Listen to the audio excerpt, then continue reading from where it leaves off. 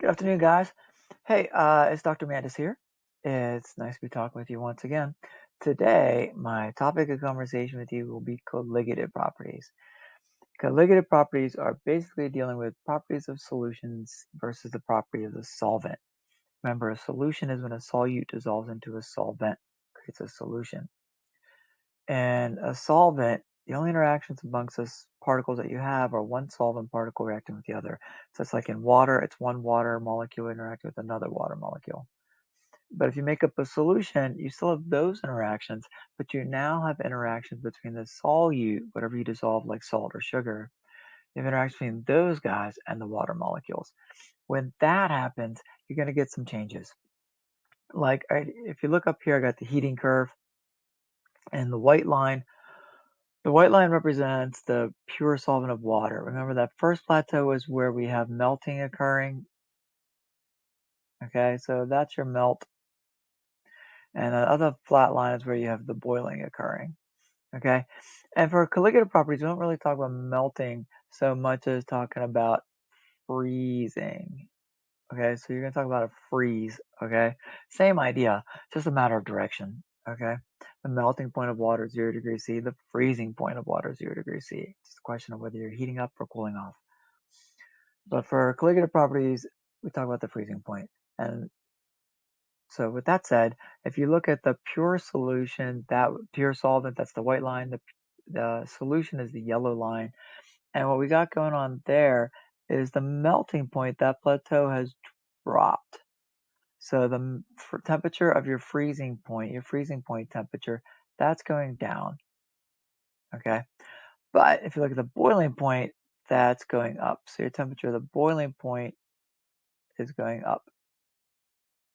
And the reason for that, I could just say quickly, is to freeze, you have to make a solid. And in that solid, you have to have interactions that are maximized between the particles that are making up the solid.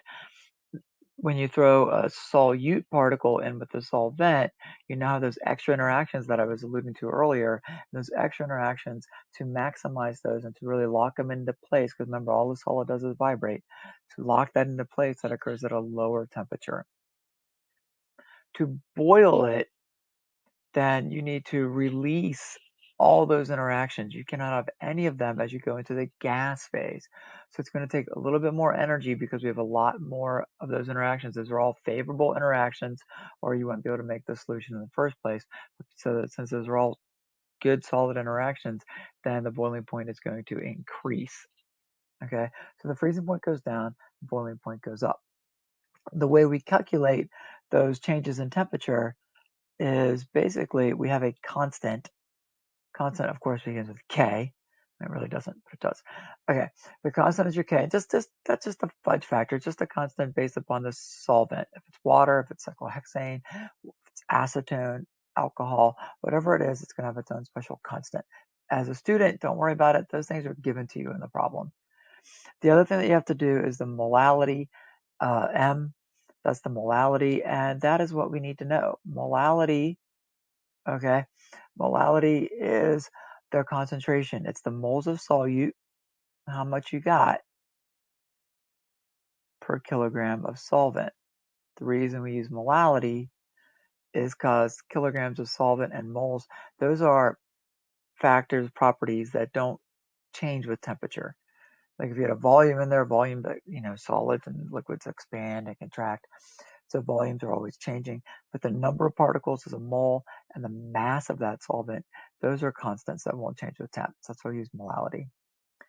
And then you have to talk about how many particles are actually free in solution, which is a Van Hoff factor, I. But for sake of the first year chemistry student, you can think of it as a Van Hoff factor, but it's basically the number of ions, the particles.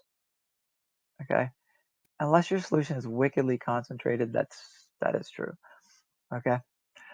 So we'll get more into this molality gig here in a second, but let's just start with two problems here, and that'll elucidate a lot of this.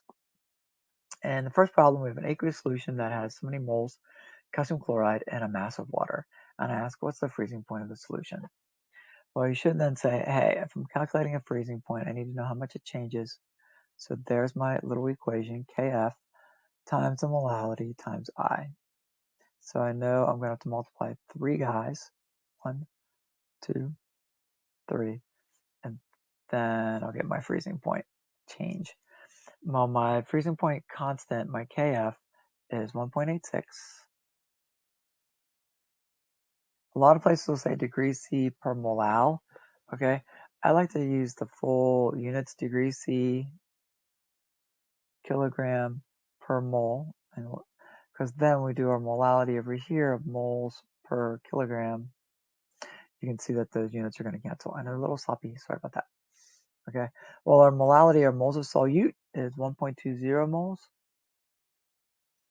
Okay, our moles, sorry, kilograms of solvent are 450 grams of water.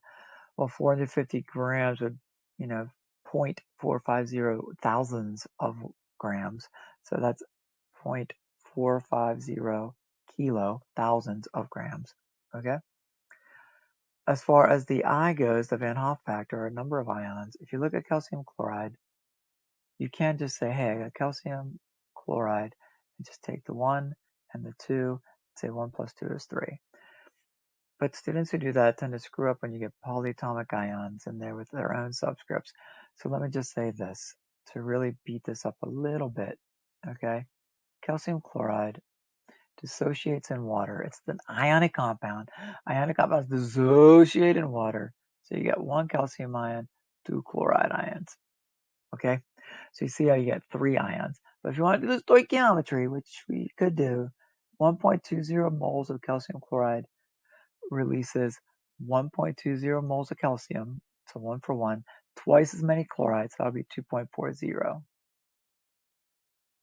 All right, so how many moles do we have in solution? It's the total number of particles in solution that we're really looking at.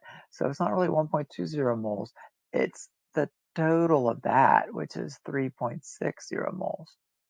So you took your original amount and multiplied by a factor of 3, and that's what I is, that factor of 3. Okay, so we're going to take all of that and just multiply it up. So you get 1.86. Okay. Anyway, my calculator is not quite working here. So let me just start that over again. Okay. 1.86 times 1.86. I'm just not very, very good here. Oh my gosh. I keep hitting 0 instead of a decimal point. 1.86 times 3 times 1.2. Yeah, you're going to make fun of me, but it's okay. We all make mistakes. 0.45. Cool. I get 14.9. Yay. We'll have 3 significant figures, 14.9. The reason I alluded to earlier about the units is hopefully you can see, hey, I got kilograms canceling kilograms, moles canceling moles. And so I know my unit is going to be in degrees C, which is cool.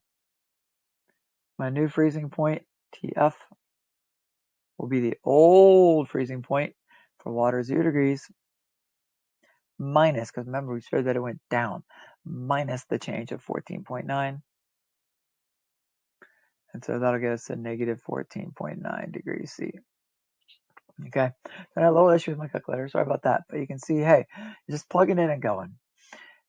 As a teacher, I see that a lot of students end up stopping right there at 14.9, and they report the change in the freezing point. You don't want to report the change, you want to report the actual freezing point. And if you ever get a different solvent of water, then it won't just be slapping a negative in front of it.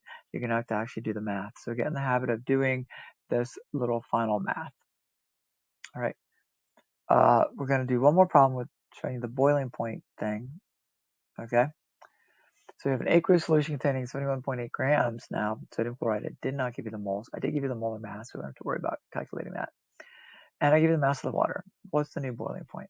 Well, it would be the change in the temperature, constant, now boiling point, times molality, times I. And so we're going to multiply 3, constant, molality, and I. Delta TB equals. Okay, so let's plug in what we know right off the bat. We know that the freezing point constant is 0.51 degrees C kilogram per mole. We know that molality is going to be so many moles. We don't have the moles, but we got kilograms. 0.6000 kilograms of water. And we need to know I.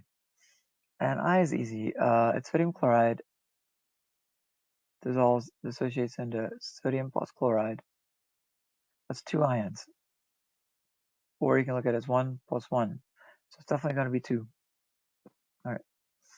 As far as the gram to mole conversion goes, you can do it off on the side, or you can embed it in your problem. It's really up to you. I'm going to embed it in the problem.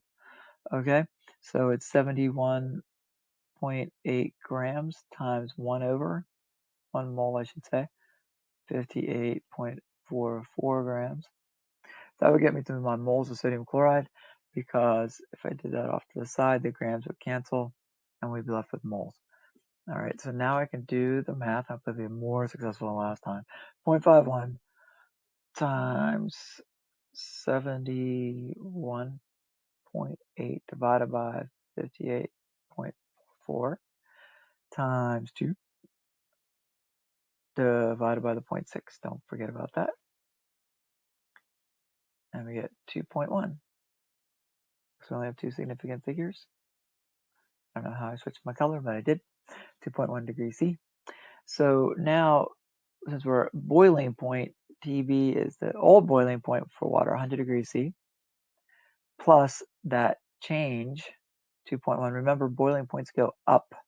That's why we are adding, okay? And so our new boiling point will be 102.1 degrees C. All right. I will say this, the other way this could become harder and I like to do this in my more advanced classes, is you could solve for that molar mass. All right, a nice little lab that you can do is you can measure those changes in boiling points. If you did that, then you would definitely have a lot of this information. You would definitely have the change in the boiling point. You would definitely have that constant. You would have the mass of water that you used. You would have the mass of substance that you added. Then you could solve for a molar mass as doing algebra 1. And in a lab situation, usually that would be your unknown. So you have to match your molar mass up with your unknown or an empirical formula or something like that. But this is just the nuts and bolts, the basics of it, of the colligative properties. We're skipping vapor pressure. We're just focusing on freezing point and boiling point. And I think that's good. So if you like it, like it. If you don't like it anyway. Be happy and content and stay healthy. Love you lots.